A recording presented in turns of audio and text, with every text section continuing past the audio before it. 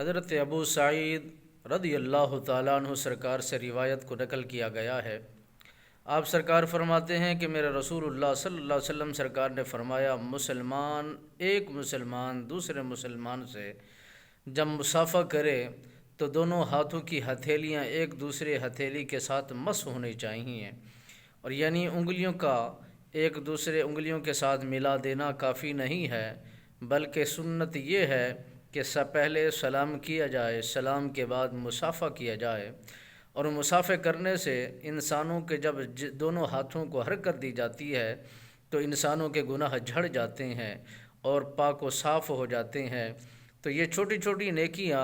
انسان کے لیے نجات کا باعث بنتی ہیں۔ میرے رسول اللہ صلی اللہ علیہ وسلم سرکار نے فرمایا، مسلمان سے جب کلام کرتا ہے، اگر اس میں خدا کی حمد، نبی کی تعریف کی جائے، یعنی خدا کی حمد و ثنا کی جائے اور رسول اللہ صلی اللہ علیہ وسلم سرکار کی تعریف کی جائے، تو مالک بے نیاز اس کی وجہ سے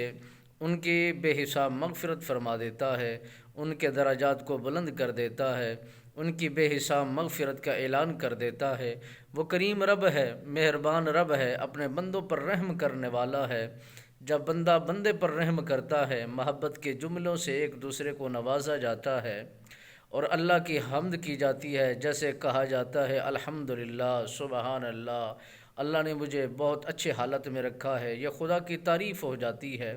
خدا کی حمد ہو جاتی ہے۔ اپنی جملوں میں خدا کا شکرانہ ہر حالت میں استعمال کرنے کے باعث خدا وحدہ لا شریک ہمارے گناہوں سے درگزر فرما دیتا ہے، معافی کا اعلان بھی کر دیتا ہے، خوش بختی عنایت بھی فرما دیتا ہے۔ وہ کریم رب ہے، وہ رحیم رب ہے۔